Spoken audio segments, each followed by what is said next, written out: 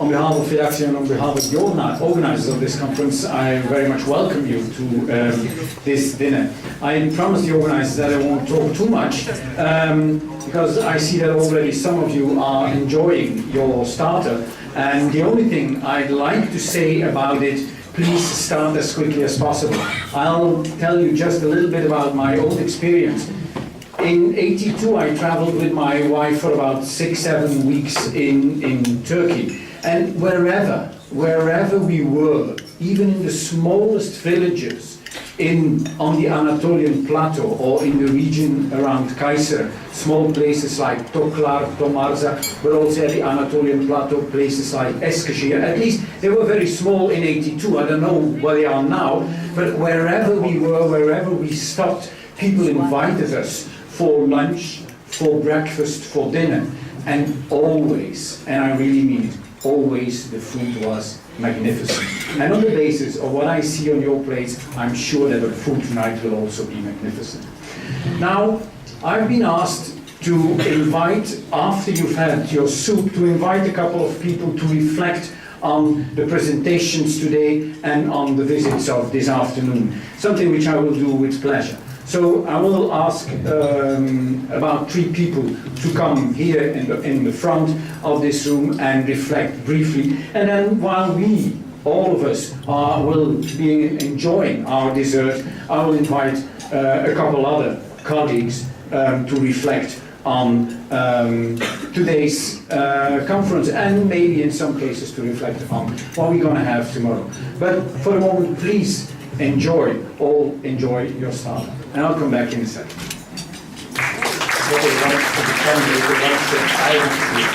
I'm interested in technology, that's why the smart board is so good for me.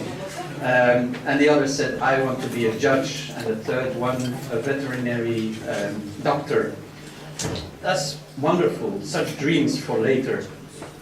And I inevitably thought about the discussion this morning where we discussed the issue of expectations, of aspirations of young people, and that it was important to also bring in some realism and also sometimes tune down a bit the expectations of children. Now, one of the things that I learned this morning, and which was completely new for me, was told by Mr. Jakubowski, that in PISA the aspirations of pupils are unrelated to social background. They are uncorrelated, and that's how it should be. There should be high aspirations among people who live in difficult circumstances, and less high aspirations among people who live in privileged circumstances. So no correlation is what we aim for. Yet we know that the outcomes of education are very much correlated with social background. So in some way in between, something goes wrong. I'm convinced that we don't need to tune down the aspirations of young people, but that we need to lift up their outcomes. That's the message I get from today. Thank you.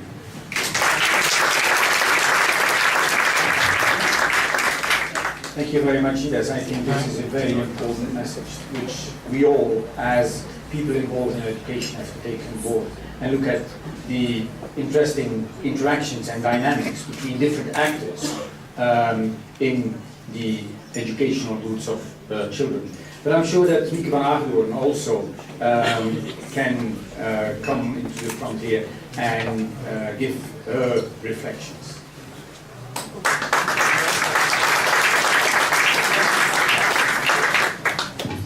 So, ladies and gentlemen, dear friends, first of all, I would like to congratulate Fedactio for the organization of this very nice, interesting conference. It's not only a conference on diversity, but also a conference of diversity. If I look at you, so diverse public, the speakers also are very diverse, and the program today was also very diverse. What I did, I wrote down some quotes of some speakers. I didn't know I had to speak this evening. And Ides Nicaise, he said, I am aware of the ambitions of immigrant community. I learned this by the preparation of this conference. And Albin Kunzu, is he here? He said, of what I wrote down, today's children are tomorrow entrepreneurs and professionals. And he also said, and I think that's very important for Belgian community, we are full Europeans. Europe is our home. Europe is our future. And Krul said, where's Krul? He said, in Amsterdam, the minority now is the majority. I think that's also a very important quote. And at the end, Kunsu said to us Belgians, you teach the migrants, you don't learn from them. And I think that's the most important conclusion of what I learned till now. Thank you.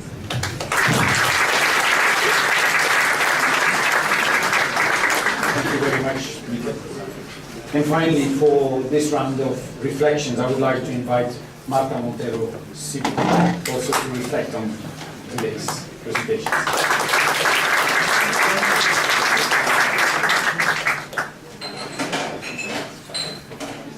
First of all, guten Abend, buenas noches, and bonsoir. I'm delighted to be with all of you, and it is a great opportunity for me to reflect also with you on the conference, but also on some of the parallels that I identified from my own research and my own analysis, being a transplanted Latin American from Costa Rica and Mexico to the United States, from the United States to the Netherlands, and having worked in Spain with Latin American immigrants.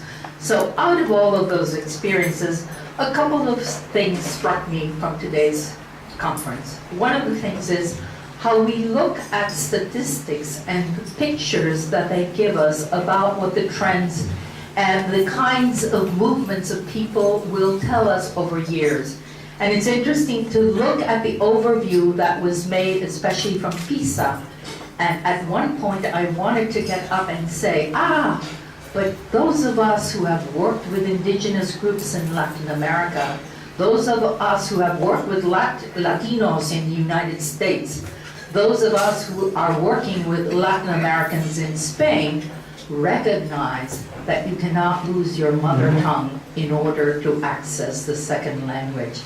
And hence, where is the discussion, the discussie, or where is the critique of PISA in terms of what it does not say about the need for mother tongue learning?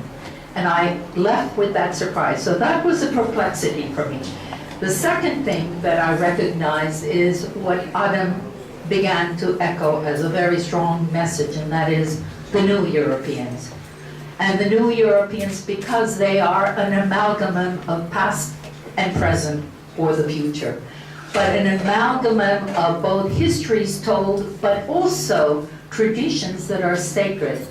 And if is there anything that is closer, I must say, I have been very welcomed by the Turkish community.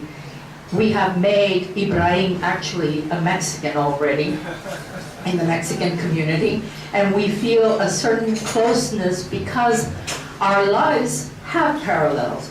Just as Latinos coming to the United States are often segregated and placed as second-class citizens because of their culture, because of their language, because of their social class, the stories of their overcoming that are often told. And what I'm finding now more and more in the Turkish life experiences is that the work of Maurice Krul on the polarization, yes, some are not making it, but more are making it. And that story of success is what we need to document. I found striking that the macro analysis doesn't leave room for that documentation, and I was therefore taken aback and delighted that in the afternoon we heard that documentation. These are the stories of the kids who can be turned around, and it takes basically initiative, motivation, decision to not allow failure, a culture of failure, to dominate, but a culture of success. So in those sense, the explanations that are being used at this conference parallel so much of what we know already from policies. Policies in practice have to come from the grassroots because they're not initiated by the people sitting on the boards. They're initiated by the people who come into contact with parents and who talk to the children and bring them to school, and who want to activate their schools into being learning centers, centers of knowledge and growth. So in that sense, I think the day went from the macro analysis, structural analysis, leaving us questions about what it means in practice, to then an afternoon where we could relish by the visit to the school and by being with people who are really rescuing the meaning of adolescents' lives, that opportunity. And I'm delighted to see a colleague of mine, Yagdish Bundara, here, because I know his message on interculturalism will be about how important it is not simply to add numbers to diversity, but to really create the relationships of people in making that a diversifying experience.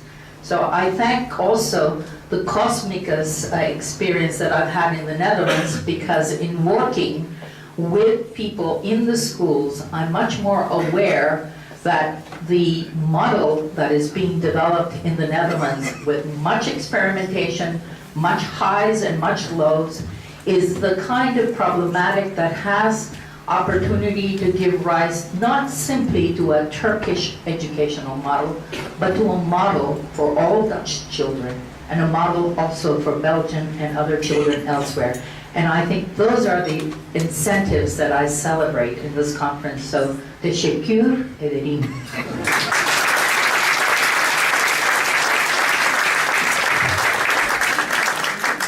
Thank you very much, Martha, and thank you, the three people who already gave their reflections. And I think they not only gave reflections on today, but they also challenged us for tomorrow's discussions. And I think this is very important that we have the opportunity, and I'm sure that we will have tomorrow, to in-depthly discuss the things that have been presented today and try to translate that into what is actually going on. What are the experiences of the people who really work on a daily basis with these children in the classroom? So I'm looking forward to the next set of interventions while all the others will having reserved. But in the meantime, please enjoy the rest of your dinner.